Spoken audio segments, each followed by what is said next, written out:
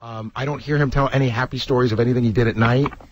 You know, it just doesn't seem to be any happiness anymore. I mean, maybe this is nuts, but maybe it's because the Yankees are slumping. But, you know, don't laugh. In a way, that's one of the things. I'm not saying that's the reason, but that's the thing that brings Artie happiness every night to watch that game. Maybe he's not even going to the games because he's all worn out. But even watching them, you know, you go to bed and it's like, the Yankees lost again. It's just another thing that's going wrong.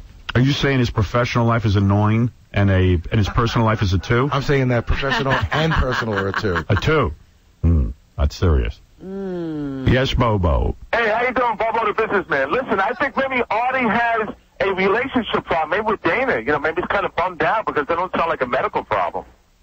You know what I mean? I don't know. Well, wait a minute. They've had problems before. Artie didn't miss work. That's right. Yeah. They broke up, remember? Yeah. Yeah, they broke up. Artie told that story that was so sad about how he saw her at the muffin shop and they looked at each other and you could tell that he was really sad, yet he was at work every day. Right. Right.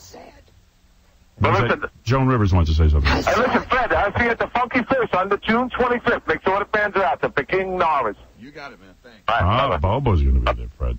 With his hair. With his hair. Bring all your friends. Bring your hair, Bobo. He's got a new look. He shaved off his mustache. You're kidding. Still looks like the same bald guy with a rug. So you go to all your gigs? Yeah. No. Every time I've been there, he's been there. I understand he's a big fan of 30-odd foot of Grunt, too. He goes to all their shows. That means I got to punch somebody out now. Yes, Chris. Hey, Howard. Yeah. Oh, this is not Chris. This is Mark. Mark. Sorry, How you Mark. doing? That's all right. Listen, there's 2 things going on here with Artie. One, he's a blue-collar guy, grew up in Jersey. He's been used to being mediocre his whole life, and all of a sudden in the last year or 2, he's experienced a lot of success. And he can't handle this. He's getting a good-looking girl. He's getting the money. He's getting the fame. And it's driving him bananas. And now he's got this movie he's doing. And what he's doing, the second thing he's trying to do here, he's setting himself up to be fired so he can do this. So he doesn't have to blame himself for pursuing what he wants to pursue. So he's setting you guys up. Geez, I missed too much work. I was sick. They couldn't hold on to me. They had to let me go. Everything's okay. It's his way of rationalizing this. He's trying to destroy himself, man. He's used to mediocrity, and this fame is killing him. Well, that's kind of where my theory's at, that there's a lot of pressure here for some reason. I mean, it doesn't seem like a lot of pressure to us, but it might be a lot of pressure to him. What if He's a blue-collar guy. He's used to that kind of lifestyle. And I'm a blue-collar guy, too, honestly. I mean, seriously, I mean... Who's not blue here? Yeah, we're all blue. We're about you've as had blue as 20 it years. gets. Now you've had 20 years to get used to it. This has hit him overnight almost, and it's brought him from stand-up comic drinking on a stage with nobody coming or shows half filled to being sold out. But come on, Artie's had his share of success. He did Mad TV for 2 seasons, although he did self-destruct there. And he did. Not a good example. He was on the Norm Show, and he's done some film work. I mean, it's not like the guy, was some loser. Right. No, not at all. But it's like you said. There's been moments of success, and then come back, and moments of success and coming back, and now he's got a whole bunch of things going for him, and it's I think it's overwhelming him to the point where it's killing him inside. Yeah. All right. Well. I don't know. We can theorize all day. Yeah. Just a theory. All right, I'm with you. I hear what you're saying. Bobby, go ahead. Yeah, Howard. Yeah. It's basically what the guy's saying, the last caller. Artie's trying to quit. He's a nice guy, and he knows you guys are nice people, and I don't think so. He don't know how to tell you. I'm telling you, he's the type of guy. Artie could just quit. He doesn't have to try. No, he feels bad. All he's got to do He's is... a good-hearted guy. He feels bad. All he'd have to do is say to me, "Hey, Howard, it's not for me anymore. I want to go off and do you've been so good to him, he don't know how to tell you guys. I'm telling you. He said a few months ago on the air, he said he's got enough money to be comfortable the rest of his life. No, he doesn't. Never said that. No, I'm sure he doesn't. No one ever does. But, but I'm telling you, he doesn't. And he probably can't get up early in the morning. He don't like it.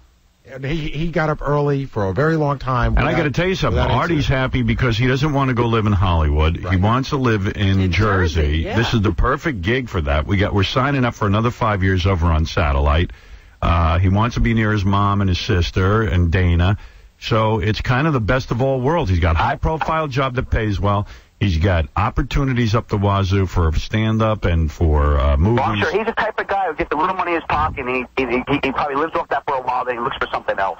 Maybe. He don't seem like I'm telling you, I don't think he can handle getting up early in the morning all the time. It's probably catching up to him. And you know him, he likes to drink. So it could be that it's catching up to him, but I don't know. I hate to see him leave, but I think that's where it's coming to. I really do. Hey, what if he's actually just sick? Hey, if he dies... That's impossible. No, but won't we feel foolish? Like, imagine if we find out that he's getting an appendectomy today. Won't we feel like tools? Yeah. He might really be sick. Right. I want to see the scar. I hadn't considered that theory. Right. I don't think so. I got a heart operation. I'll be in tomorrow. Let me hear the message again. Garrett, it's Artie. It's Tuesday morning. Hey, man, I'm not coming in again today. I'm so sorry, man. I just feel like crap. I feel awful. I just can't make it in. All right? I'm sorry, man. I'm really, really sorry. All right? I'll talk to you later. Bye. What time did he leave the call? You know, I don't know. I don't know. It had to be sometime between 11 o'clock at night and... So it was after you'd gone to bed. Yeah, you didn't get this last night. night. They usually come, the funny thing is they usually come at like 3, which I always think is such an odd hour because I think it would be when you set your alarm. Like Artie gets up, I think, at like 4:30 or something, or 4:45, but they usually around 3 he leaves them. That's because he's been up throwing up all night. Right. Zolar, you're on the air. Yeah, Howard, let me just change my phone here.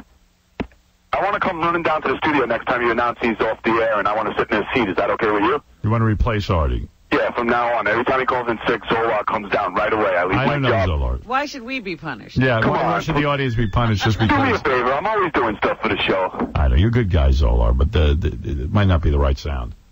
I'm very, very hung up on the sound of the show. Yes, Dave.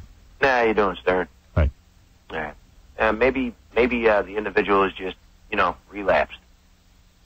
Why you're playing that bit, why you're playing that message, I have no idea, What do you mean? Why not?